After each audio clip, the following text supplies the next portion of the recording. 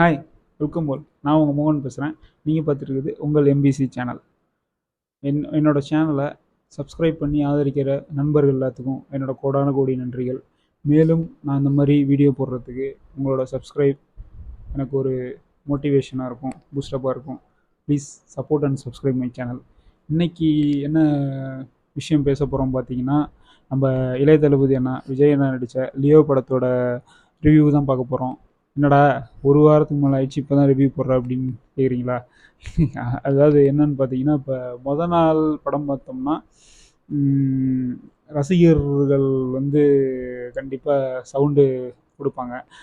எப்படி அந்த படத்தை வந்து ஒழுங்காக நம்ம பார்க்க முடியாது. படத்தில் என்ன கதை எதுன்னு இதே பண்ண நம்ம விஜய் அண்ணா, அஜித் அண்ணா, ரஜினி சார், கமல் சார் படம்லாம் பார்த்தீங்கன்னா, அதாவது என்ன சொல்கிறது, நாள் போனோம்னா கண்டிப்பாக என்ன பேசுகிறாங்க அப்படிங்கிறது நம்ம காதிலே விழாது. படம் 2.5 மணி நேரம் ரசிகர்கள் அலப்பறை பண்ணிக்கிட்டே இருப்பாங்க, கத்திக்கிட்டே இருப்பாங்க. அதனால் நம்மளால் ஒன்றும் கிளியராக கேட்க முடியாது.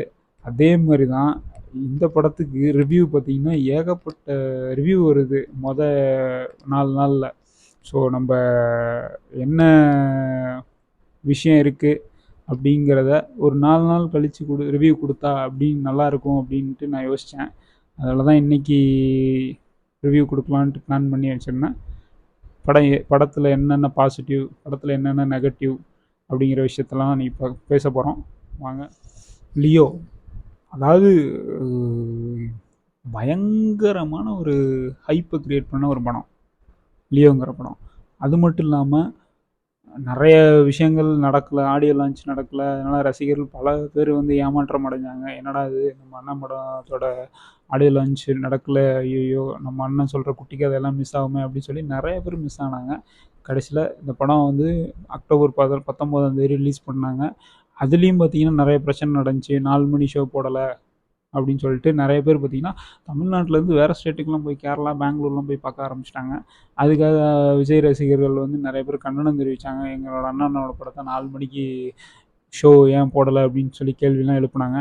அதெல்லாம் என்ன இதுன்னு நமக்கு தெரியல. எதனால் நடந்துச்சு அப்படிங்கிறது ஆண்டவனுக்கு தான் வெளிச்சம். பட் அதெல்லாம் தாண்டி படம் வந்து சக்ஸஸாக வந்திருக்கு. கண்டிப்பாக வந்து நிறைய ரிவ்யூஸில் என்ன சொன்னாங்கன்னா, படம் வந்து நல்லா இல்லை, லேக் அடிக்குது, போர் அடிக்குது அப்படின்னா. அதெல்லாம் கிடையவே கிடையாது. நம்பவே நம்பாதீங்க. படம் வந்து ஃபஸ்ட் கிளாஸாக இருக்குது, சூப்பராக இருக்குது. நான் சொல்கிறேன், இன்றைக்கி ரிவ்யூவில் சொல்கிறேன் என்ன பாசிட்டிவ் என்ன நெகட்டிவ் அப்படிங்கிறதால நான் இன்றைக்கி பேசுவோம். நம்ம அதில் தெரிஞ்சிடும் படம் எப்படி இருக்குன்ட்டு. அதாவது நம்ம பாசிட்டிவ்லேயே ஆரம்பிப்போம். படத்தோட பாசிட்டிவ்னு பார்த்தீங்கன்னா, அதாவது படத்தை இழுத்து கொண்டு போய் நிறுத்துறதுன்னு பார்த்தீங்கன்னா, ஃபஸ்ட்டு நம்ம தளபதி விஜயன் தான். 2வது அனிருத்தோட பிஜிஎம். அனிருத் பார்த்தீங்கன்னா 2.25 மணி நேரம் படத்தில் கடைசி வரைக்கும் ட்ராவல் பண்ணுறாரு. அதாவது இப்போ ஒரு சில சீன்லலாம் பார்த்தீங்கன்னா உயிர் இல்லை அப்படிங்கிறப்ப அவரோட பிஜிஎம் பின்னாடி ஓடிக்கிட்டு இருக்கு. அந்த சீனுக்கு அது வலு சேர்க்குது. ஸோ விஜய், அனிருத். 3வதாக லோகேஷோட கதை பார்த்தீங்கன்னா யூஸ்வலான கதை தான். எல்லாம் இதுலேயும் அதாவது என்ன சொல்கிறது, ஒரு நார்மலான கதை தான். இந்த கதையெல்லாம் கேட்டிருப்பீங்க. பட் அதோட ஸ்க்ரீன் ப்ளே வந்து பக்காவாக பண்ணியிருக்காரு நம்ம லோகேஷன்னா. அதுக்கப்புறம் பார்த்தீங்கன்னா விஎஃப்எக்ஸ் வந்து பார்த்தீங்கன்னா ஒரு படத்தில் வந்து கேள்விப்பட்டிருப்பீங்க, ஒரு ஹைனா வருதுன்ட்டு. ஹைனாவை வந்து ஒரு அது ரியலாக டூப்பாங்கிற அளவுக்கு கண்டுபிடிக்க முடியாத அளவுக்கு விஎஃப்எக்ஸ் பண்ணியிருக்காங்க. அந்த எஃபர்ட்டுக்கு அவங்களுக்கு ஒரு கிரேட் சல்யூட். இப்போ படத்தில் நெகட்டிவ்னு பார்த்தீங்கன்னா, நிறைய கேரக்டர்ஸ் வந்து நிறைய ஆக்டர், இப்போ நம்ம சஞ்சய் தத், அர்ஜுன் அவங்களாம் பார்த்தீங்கன்னா சரியாக யூஸ் பண்ணல. அது மட்டும் இல்லாமல் சில பேர் வந்து பிரியானந்த், மன்சூர் அலிகான் அவங்களாம் பார்த்தீங்கன்னா ஒரு சில சீன் தான் வராங்க. ஸோ அவங்கள இன்னும் கொஞ்சம் யூட்டிலைஸ் பண்ணிடலாம் அப்படிங்கிறது தான் படத்தோட நெகட்டிவ். மற்றபடி நெகட்டிவ்னு சொல்லி எனக்கு தெரில இந்த படத்தில். நான் அதாவது மன்சூர் அலிகான் வந்து ஒரு ஒரு ஒரு சீனில் சொல்லிட்டு போயிடுவார், ஒரு இடத்துல சொல்லுவார். அதாவது என்ன சொல்கிறது, மீதி கதையெல்லாம் கேட்டா அப்படின்ற மாதிரி ஒரு ஹிண்ட் கொடுத்துட்டு போயிடுவார். ஸோ மேபி அது செகண்ட் பார்ட்டுக்கான லீடா அப்படிங்கிறது தெரியல. இந்த படம் ட்ரெய்லர் வந்ததுலேருந்தே நம்ம எல்லாத்துக்கும் வந்து டவுட்டு, ஒரு விஜய் அண்ணா இருக்காரா, 2 விஜய் அண்ணா இருக்காரா அப்படின்னு சொல்லி நிறைய டவுட் இருக்குது. அந்த அந்த டவுட்டுக்கெல்லாம் பார்த்தீங்கன்னா லோகேஷ் வந்து அழகாக பதில் சொல்லியிருக்காரு. ஒன்றா ரெண்டா அப்படிங்கிற விஷயத்த பதில் சொல்லியிருக்காரு. அதை நம்ம கடைசி வரைக்கும் சீட்டோட நுனியில் உட்காந்து என்னடா ஒன்றா ரெண்டா அப்படின்னு சொல்லிட்டு நம்ம கடைசி வரைக்கும் சஸ்பென்ஸாகவே இருக்குது. அதுக்கப்புறம் பார்த்தீங்கன்னா ஹைனா சீன்லாம் வர சீன்லாம் நான் சொன்ன மாதிரி முன்னாடியே சொன்ன மாதிரி விஎஃப்எக்ஸ்லாம் பின்னி எடுத்திருக்காங்க. அதாவது லைட்டாக கொஞ்சம் இதானாலே தெரிஞ்சிடும் கிராஃபிக்ஸ். பட்டு இதில் வந்து அது கிராஃபிக்ஸா உண்மையான ஹைனாவா அப்படிங்கிறது வந்து கடைசி வரைக்குமே தெரியல. அதுக்கப்புறம் பார்த்தீங்கன்னா சாண்டி பார்த்தீங்கன்னா நம்ம சாண்டி மாஸ்டர் வந்து இப்படிலாம் பண்ணுவாரா அப்படிங்கிற மாதிரி அவரை இந்த ஸ்டோரியில் இழுத்துட்டு வந்திருக்காரு லோகேஷ். பக்காவாக பண்ணியிருக்காரு அவருக்கு கொடுத்த வேலையை. மிஸ்கின் பார்த்தீங்கன்னா இன்னும் கொஞ்சம் யூஸ் பண்ணியிருக்கலாம் மிஸ்கினை. பட்டு இதே மிஸ்கின் ஏன்னா அவர் ஒரு மிகப்பெரிய ஆக்டர், டைரக்டர் மட்டும் கிடையாது, ஒரு மிகப்பெரிய ஒரு ஆக்டரு. அவரை கொஞ்சம் யூட்டிலைஸ் பண்ணியிருக்கலாம். அதேமாரி ஆக்ஷன் கிங் அர்ஜுன், அவர் பார்த்தீங்கன்னா பேர்லேயே ஆக்ஷன் கிங் இருக்குது. அவர் நமக்கே தெரியும் ஏகப்பட்ட ஆக்ஷன் படங்கள்லாம் நடிச்சிருக்காரு. ஸோ அவரை கொஞ்சம் படத்தில் ஆக்ஷன் கொஞ்சம் மிஸ் ஆகுது அப்படிங்கிற மாதிரி ஃபீல் ஆகுது. அடுத்து நம்ம சஞ்சய் தத், அவர் பார்த்தீங்கன்னா உண்மையாலுமே ஒரு ஒரு கேங்ஸ்டர் மாதிரி தான் இருப்பார். இந்த படத்துலையும் கேங்ஸ்டராக தான் யூஸ் பண்ணியிருக்காங்க. அவருக்குமே சில கேரக்டர் கொஞ்சம் அந்த கேரக்டருக்கு வலு சேர்க்கலையோ அது மாதிரி ஃபீல் ஆச்சு படத்தில். அடுத்து த்ரிஷாவும் விஜயோட பேரும் நமக்கு தெரியும் சூப்பராக கெமிஸ்ட்ரி ஒர்க் அவுட் ஆகும். இந்த படத்துலையும் பயங்கரமாக ஒர்க் அவுட் ஆகிருக்கு. நல்லா பண்ணியிருக்காங்க த்ரிஷா. பிரியா ஆனந்த் அவங்கள யூட்டிலைஸ் பண்ணலை அப்படிங்கிறது தான் இந்த படத்தில் கொஞ்சம் லேக் ஆகுது. அவங்களோட கேரக்டரும் லேக் ஆகுது.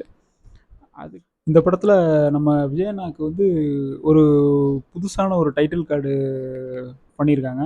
பக்காவாக இருக்குது. மேபி அதை தான் லோகேஷ் சொல்லியிருப்பாரான்னு தெரில, அதை மிஸ் பண்ணாதீங்க அப்படின்னு சொல்லிட்டு. அதேமாதிரி கிளைமேக்ஸில் பார்த்தீங்கன்னா சூப்பரான ஒரு சஸ்பென்ஸான ஒரு சீன் வெயிட் பண்ணிகிட்டு இருக்கு. அதை யாரும் மிஸ் பண்ணிடாதீங்க. கண்டிப்பாக கிளைமேக்ஸ் யாரும் மிஸ் பண்ண மாட்டீங்க. பக்காவாக முடிச்சிருக்காங்க கிளைமேக்ஸில். அதேமாதிரி விஜய் அண்ணனோட ஆக்டிங் பார்த்தீங்கன்னா, அதாவது மனுஷன் வந்து இவ்வளோ வயசாகிடுச்சு, பட்டு என்னடா அது இன்னமும் 25 வயசு 20 வயசு பையன் மாதிரியே இருக்காருங்கிற மாதிரி சில சீன்ஸ் எல்லாம் ஃபீல் பண்ண வைக்கணும். அதே மாதிரி அவருக்கான ஒரிஜினல் இப்போ இருக்கிற வயசு ஏற்ற மாதிரியும் கேரக்டர் பண்ணியிருக்காரு இந்த படத்தில். ஸோ ஆள் பார்த்தீங்கன்னா மாசாவும் பண்ணியிருக்காரு, கிளாஸாகவும் பண்ணியிருக்காரு. அதாவது ஒரு சீனில் பார்த்தீங்கன்னா த்ரிஷாவுக்கும் நம்ம விஜய் அண்ணனுக்கும் ஒரு கான்வர்சேஷன் வரும், எமோஷனாக ஒரு கான்வர்சேஷன் வரும். பின்னிருக்காரு விஜய் அண்ணா. அதாவது ஒரு எமோஷனாக பேசுகிற சீனு, எமோஷன் ப்ளஸ் கோபமாகவும் பேசுவார். அந்த சீன்லாம் பார்த்தீங்கன்னா பழைய விஜய் அண்ணா அந்த கண்ணுக்குள் நிலவு,